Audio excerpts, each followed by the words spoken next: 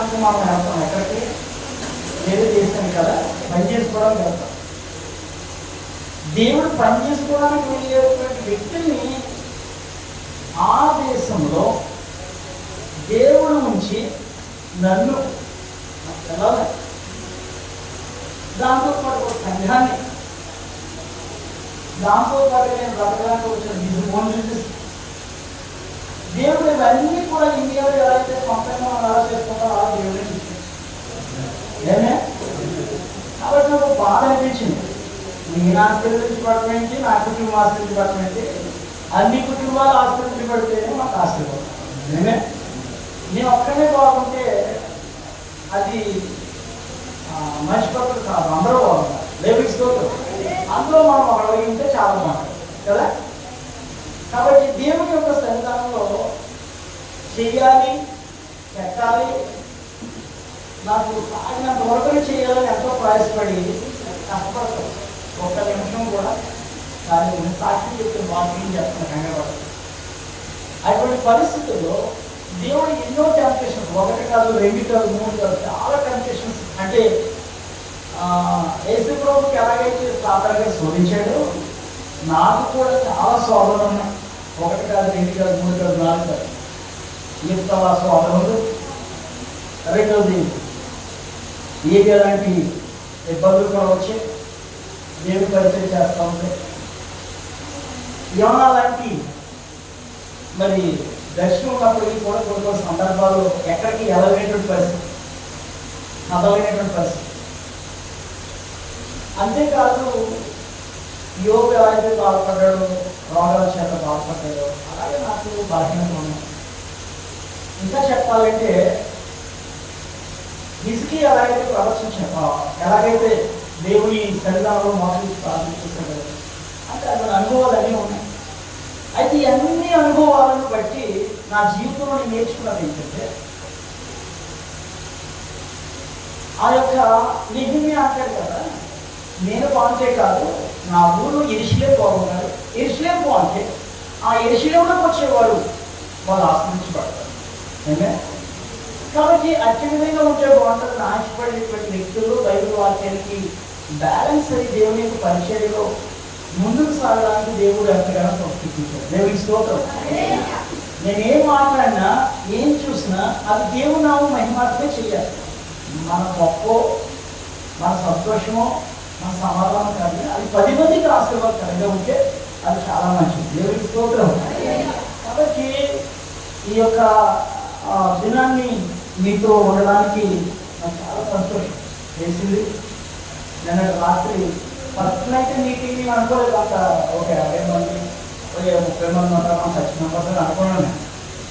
మరి hall pack అయితే 70 పెడతారని నేను అనుకోలేదు. కానీ ఈ రాత్రి అయితే చాలా మంది వస్తారు కాబట్టి దేవుడికి స్తోత్రం. కాబట్టి ఉదయం కూడా మీటింగ్ పెట్టాలని ఆశపడ్డాను. దేవుడికి స్తోత్రం. ఎందుకంటే మళ్ళీ వాళ్ళు ఎన్ని ఉంటూ వాళ్ళు ఇబ్బందిగా ఉంటారు కాబట్టి 3 పూటలు అరేంజ్ చేసుకున్న అందరం కుటుంబంగా కలిసి సంతోషించాలి. అందులో మన అందరం ముందు సంతోషిస్తే ఆశీర్వాదం. దేవుడికి స్తోత్రం. ఎన్ని డబ్బులు ఇచ్చుకుంటూ ఒక్క చెప్పండి ఆనందం. అసలు మీరు ఎన్ని డబ్బులు ఇచ్చుకుంటారో చెప్పండి ఆనందం.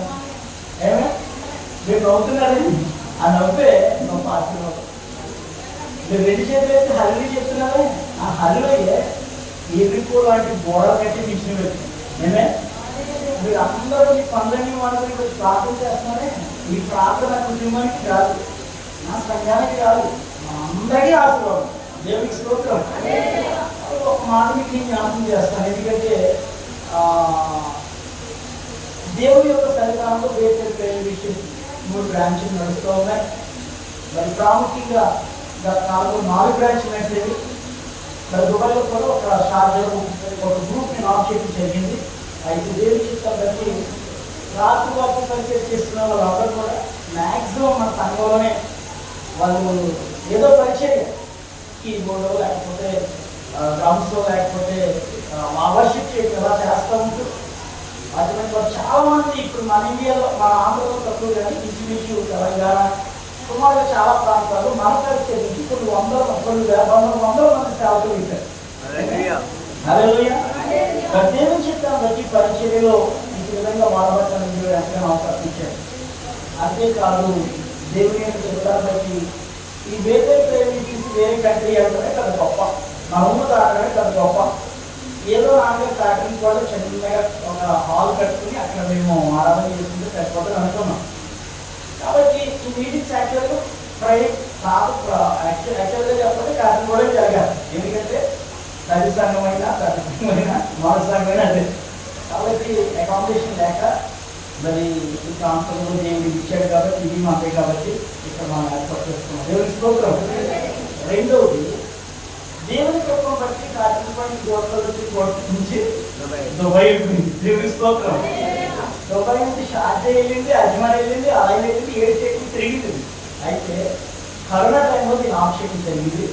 కాబట్టి దేవుని కృపను బట్టి మళ్ళా కొన్ని బ్రాంచెస్ని దేవుని కృపను అయితే ఆగస్టు నెల నుంచి స్టార్ట్ చేయాలని ఆశపడుతూ ఉన్నాం. దానికి ప్రథమంగా ఈ మీటింగ్స్ అన్నమాట. దేవుని స్తోత్రం. ఏది స్వార్థం లేకుండా ఏమి చేయాలి, ఏంటంటే దేవుని పని పిచ్చడిగా దివ్య నామంగా జరగాలి. ఏమే అంటే అనేక మందికి ఆశీర్వాదకరంగా ఉండాలి.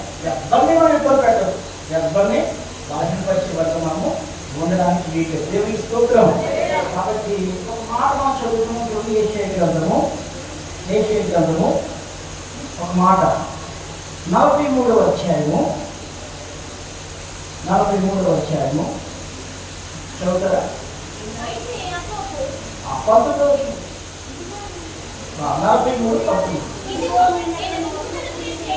ఇదిగో నేను నూతన క్రియ చేయుచున్నాను, ఇప్పుడే అది మొలిచును, మీరు దాన్ని ఆలోచింపరా. నేను అరణ్యంలో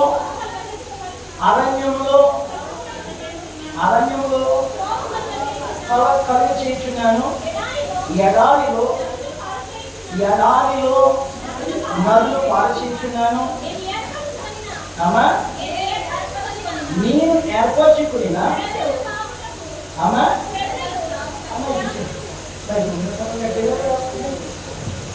ఎందుకంటే నాకు మీరు చదివితే సంతోషం. ఎక్కువసేపు ఉంటున్నాను, ఎందుకంటే ఆకలి అవుతుందని చెప్పండి, అలాగా వెళ్ళిపోవడం. అది గోలు పెడుతుందని చెప్పండి, ఆగేస్తాను. చదవండి సార్. మునుపటి వాటిని జ్ఞాపకం చేసుకోవాలి. పూర్వకాలపు సంగతులను తలంచుకోకండి. పూర్వకాలపు సంగతులను తలంచుకుని ఇదిగో నేను ఒక నూతన క్రియ చేయుచున్నాను, ఇప్పుడే అది మొలిచును, మీరు దానిని ఆలోచింపరా.